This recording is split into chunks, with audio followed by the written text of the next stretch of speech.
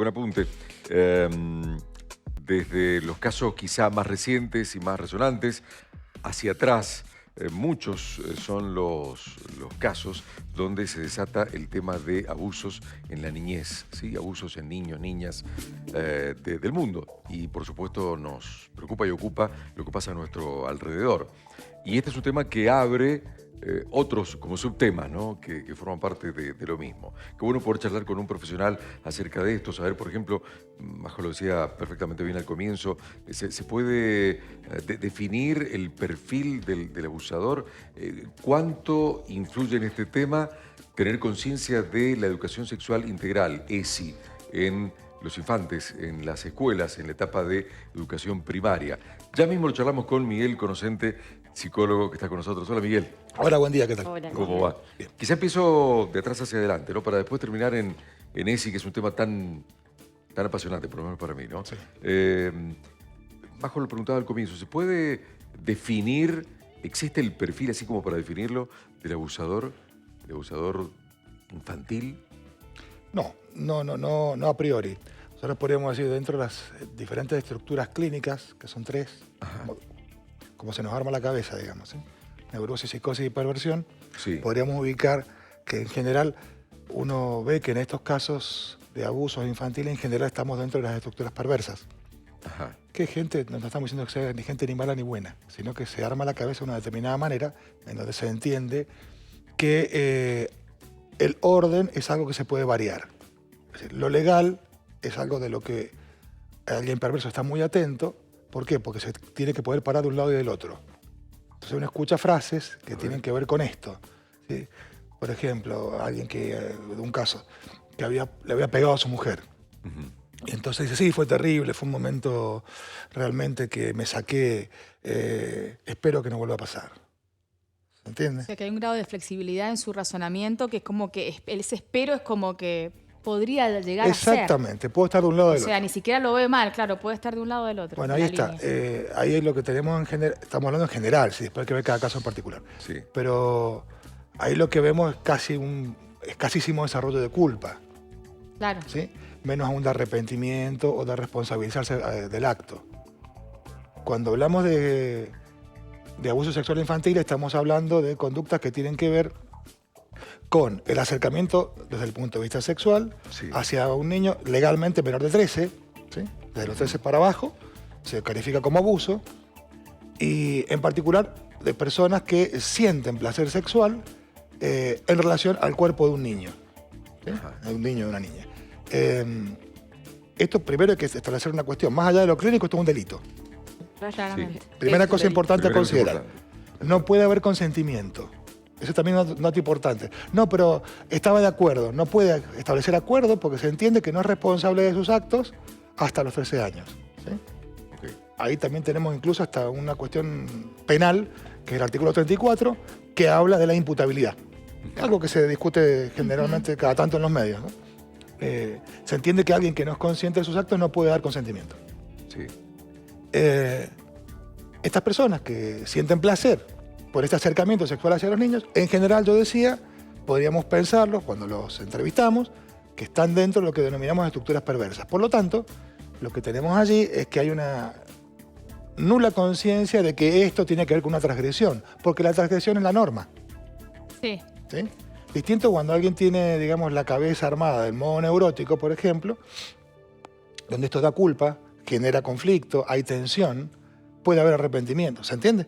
Sí. Sí. Ahora, esa nula conciencia, ni siquiera hay algo como racional desde el punto de vista, me pueden agarrar que impida que esa persona adulta abuse de un menor de 13 años. No hay nada, por más que esté dentro de lo perverso, según lo que vos estás explicando. Si hablamos de una estructura de tipo neurótico, sí lo hay, ¿sí? Hay frenos inhibitorios frente a eso. Entonces, puede pensarlo quizás, digamos, pero no llega al acto porque se inhibe, porque aparece la culpa anticipada, Sí. porque aparece el principio de realidad, digamos, imponiendo allí un freno en la conducta. Entonces, no, como voy a hacer semejante barbaridad. Incluso hasta, uno puede escuchar, esto ya es más de consultorio, ¿no? Gente que dice que se espanta del pensamiento que ha tenido, Claro. o de un sueño que ha tenido. Ajá. ¿sí? Pero en muchos casos cometen el delito, pero sabiendo lo que están haciendo, porque por los casos mediáticos me refiero, ¿no? Saben lo que están haciendo, que está mal, y sin embargo es, bueno, que no me vean con él, que no me saquen fotos, o sea, arman toda una situación para concebir el delito, pero no quedar expuestos. Bueno, ahí establezcamos una pequeña diferencia. Esto ya sería una conducta más de tipo perverso, pero es la conducta, si no estamos hablando de la estructura. ¿Sí? Ese hecho que vos estás nombrando es un hecho de índole perverso. ¿Por qué? Sí, pero no. O sea, son perversos, pero quiero preguntarte esto, Miguel, también. Son perversos, pero ante la sociedad son encantadores. La Claro. gran mayoría. Por supuesto. Son personas que uno jamás pensaría que cometen estos delitos, puertas adentro. En general, insisto, estamos hablando como una generalidad. Sí, en general sí. En la psicopatología clásica se hablaba de psicopatía. ¿Sí? Y bueno, la personalidad de tipo psicopático tiene, entre otras, esta característica, ¿no? El caer bien en todo ámbito prácticamente. Claro, para que nadie sospecha, nadie piensa una cosa así. Es más, cuando sucede, muchos dudan. Llama la atención, Claro. ¿sí? Lo defienden. Lo defienden. Pasó acá hace no mucho tiempo atrás, un caso que fue muy resonante, inclusive a nivel mundial, el del próbolo, Claro. Sí, ¿sí? por supuesto. Donde había una cuestión sistemática, Claro. sistemática. Miguel, hay una colega tuya de Buenos Aires que ha dicho que la pedofilia es una orientación sexual. No, eso es un error teórico grave. No. La pedofilia es una patología. No puede ser nunca una orientación sexual. Pensémoslo al revés. Si dijésemos es una orientación sexual, en el mundo entonces podría haber poco acuerdo en términos de qué significa un delito. Sin embargo, allí hay unanimidad. Claro. ¿Está? Claro. Ok. La orientación sexual, ¿con qué tiene que ver? Tiene que ver con aquellas cuestiones de mi orientación, mi forma de vincularme con el otro y que están aceptadas por el resto de la sociedad. Claro. Justamente, la orientación sexual hacia un niño no está aceptada por el resto de la sociedad. Y estoy hablando de cualquier cultura, ¿eh? Ajá. Porque por ahí dicen, no, pero hay cuestiones culturales. Falso. Falso. Hablan de cultura de países del norte, ¿no? Muchas veces. Lo que pasa es que son descendientes de bolivianos y entonces tienen que iniciar sexualmente a las niñas. Esto es falso. En la Argentina tenemos ya tercera y cuarta generación. Por lo tanto, son totalmente argentinos. Miguel, ¿qué pasa por la cabeza de estas personas? Dicho por las víctimas, ellos son un juguete.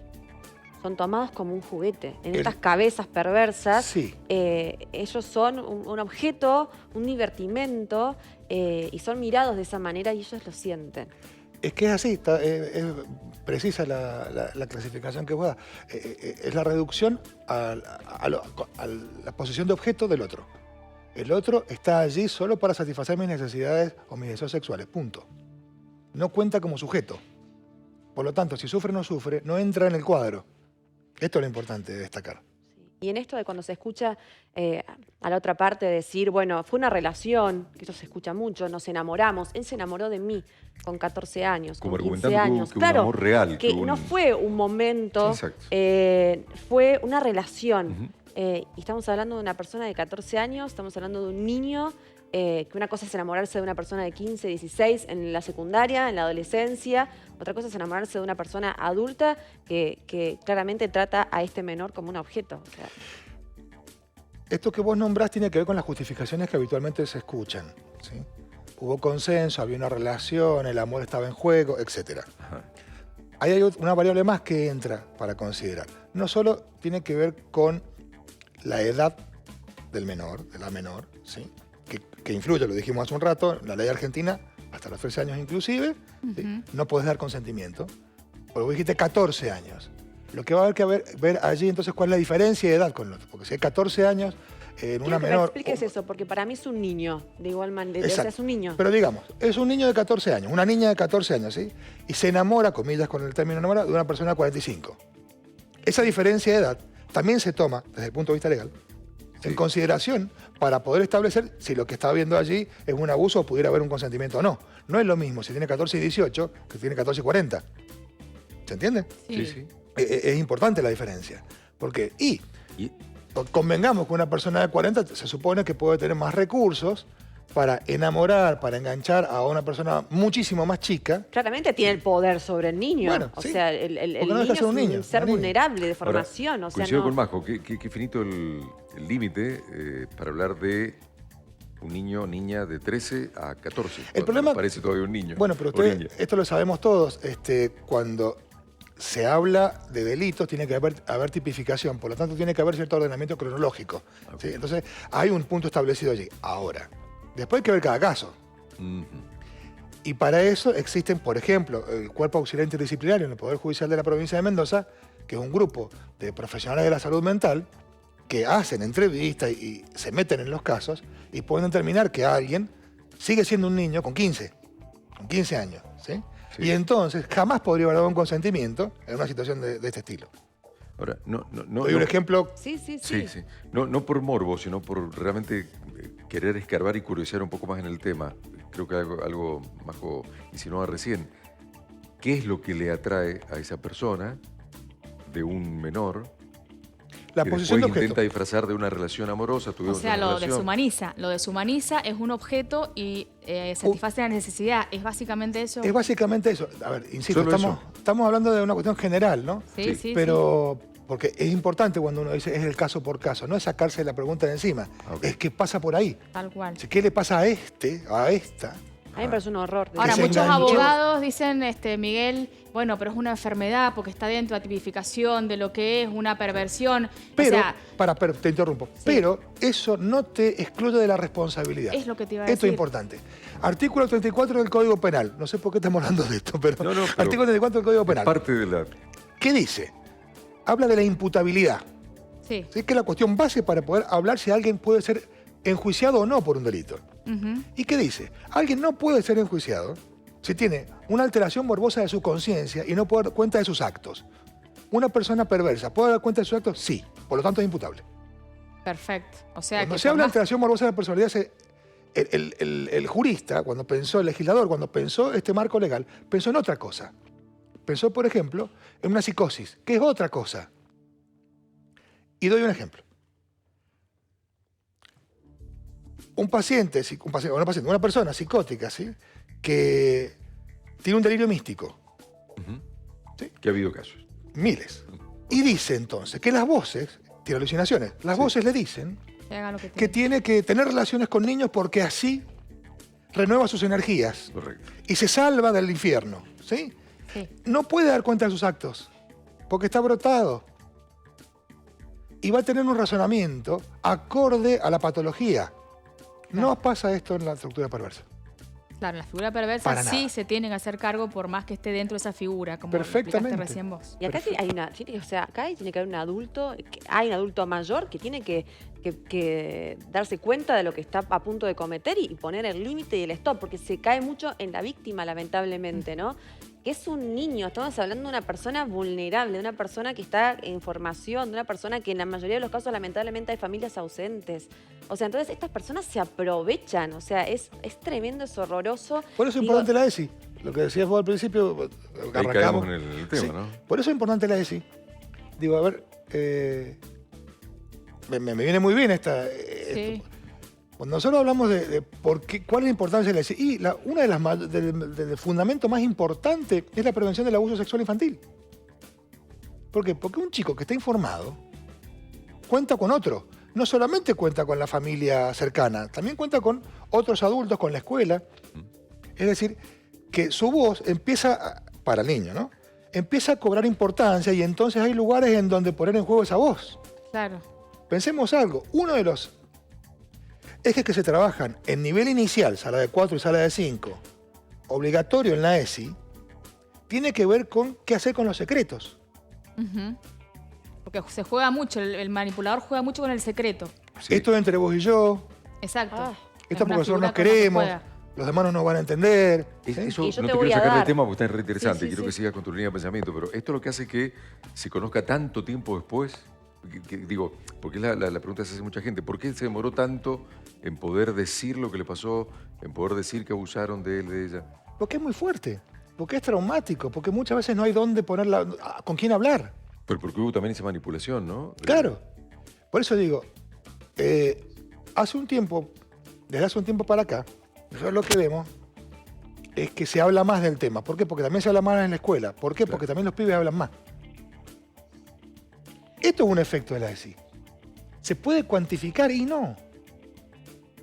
No, porque sería...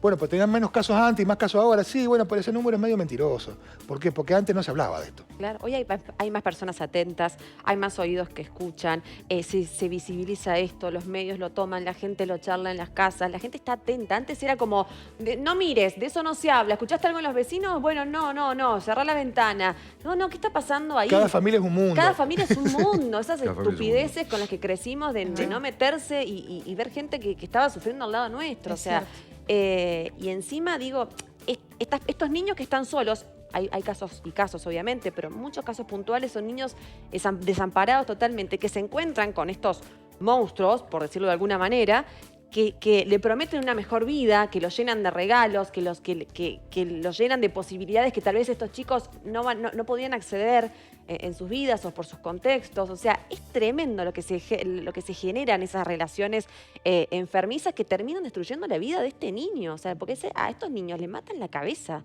¿O no, Miguel? Estos niños lo que cuentan, lo que han pasado es tremendo lo que han sido sometidos, ¿no? Sí, digamos, son daños. Cuando se habla de daños psíquicos, se habla de esto. Son situaciones graves. Yo insisto, el fundamento de las prácticas políticas de ESI, para mí, un anclaje clave es este. La prevención del abuso sexual Miguel, infantil. ¿y qué herramientas puntuales para quien nos está viendo en casa y por ahí no tiene conciencia del valor que tiene la ESI para que su niño ya de nivel inicial pueda tener esas herramientas? ¿Qué herramientas puntuales se le brindan a ese nene tan chiquito respecto a entender los límites respecto a su cuerpo? Como bien decías vos, porque está en ese limbo donde ya no sabe si ese adulto, qué le está haciendo, entonces después ese niño que es abusado termina diciéndolo años más tarde, porque recién ahí comprende que ha sido abusado. Bueno, por eso se busca... ¿Cuál es la herramienta? por- ¿Qué le dicen? Por eso se trabaja desde el nivel inicial. Para Sí. que no haya este delay, esta demora. Esa digamos. demora. ¿Sí? ¿Y cómo se trabaja? Haya Porque la para darnos posibilidad de una intervenir idea. antes. Por ejemplo, cosas que se trabajan con los chicos en jardín de infantes. Se trabaja, soy viejo, ya dije jardín de infantes, no se usa más. En sala de 4 y sala de 5. Sí. Se trabaja, por ejemplo, el tema de los secretos, que hay secretos buenos y secretos que no son buenos. Se Bien. trabaja el tema de qué me pone cómodo y qué me pone incómodo. Se trabaja el límite entre lo privado y lo público, qué es privado, qué es intimidad. Ajá. ¿Sí? Ajá. Todo eso se trabaja. Y eso no se trabaja una vez con un taller. Claro, claro. Se busca que se trabaje en la cotidianidad. Claro. Que tu cuerpo es tuyo y nadie tiene derecho a tocarlo. Total. ¿Sí? O que te obliguen a dar un beso de una forma, viste que a veces Sí. el familiar te dice, dale un beso al tío. Y en realidad es el consentimiento del chico o de la niña, ¿no? Creo, ¿no? Bueno, Partiendo pero, de mira, eso tan mínimo. Este ejemplo que vos diste es fantástico, porque es tal cual. Es un ¿Es ejemplo así? que se pone a veces en las clases de ESI de formación de docentes. Esto. A ver, llega el cumpleaños con la nena de 4 años, dale un beso a todas las tías. Y dice, no quiero. Y hay que darle beso igual. O sea, yo que le estoy diciendo como papá, como mamá, que su cuerpo es público entonces, que tiene que hacer contacto con un montón de gente. Si dice que no quiere, está bien que no quiera. No pasa nada.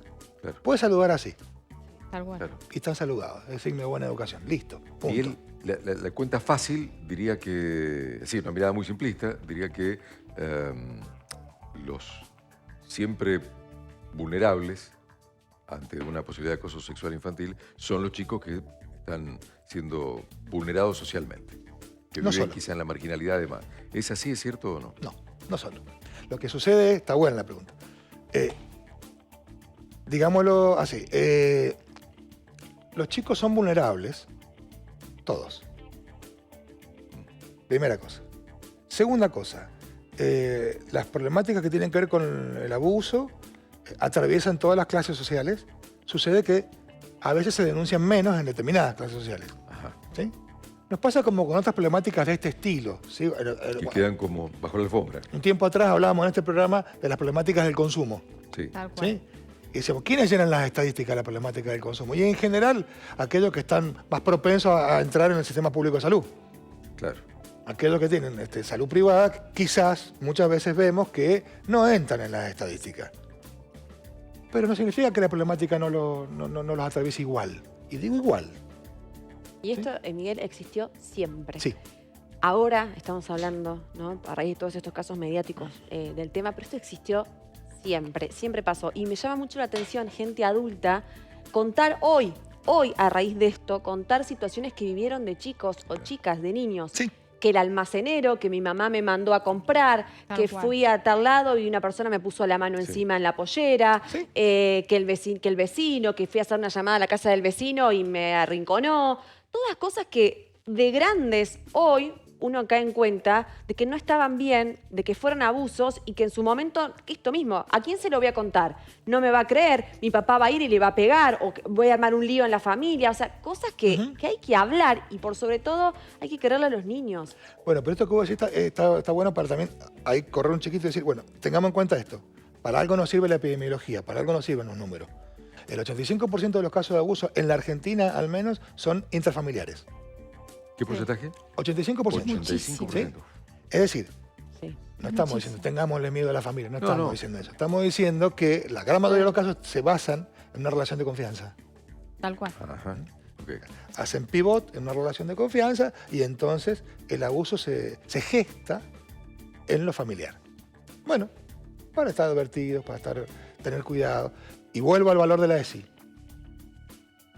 El que los pibes y las pibas tengan la posibilidad y se les enseñe a que su palabra vale, a que no tienen que callar, a que las situaciones no es bueno mantenerlas en secreto, que hay quienes pueden recibir esta demanda, que hay quienes lo van a escuchar, y no solo adentro de la familia, sino también en la escuela, es clave.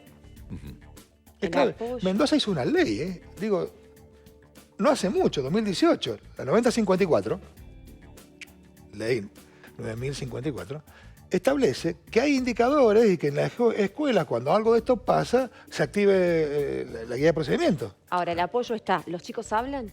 Sí, En el campo. ¿los muchísimo chicos más. hablan? Muchísimo más En que las antes. escuelas es más Mucho más que sencillo para antes. ellos hablar que obviamente... Muchísimo más que antes. Sí, y eso se nota. Y eso se nota mucho. Hagamos la prueba con los televidentes, cualquiera, hablen con los chicos de 4 o 5 años y ya van a ver que saben el tema. ¿Qué dicen? ¿Qué empiezan a decir? Digo para Esto estar dice, alertas, para estar esto, atentos. mi cuerpo es mío, no lo puede tocar cualquiera. Si me pone incómodo, yo le puedo decir a la seño. Miguel, y a nivel de las señales, para que la seño se dé cuenta, o la mamá o el papá, señales en el chico erráticas, no sé, más allá de seguramente dibujos que lo hemos hablado. Son ¿Qué señales inespecíficas. da? Mira, está bueno lo que vos planteás. Ninguna señal dice por sí misma.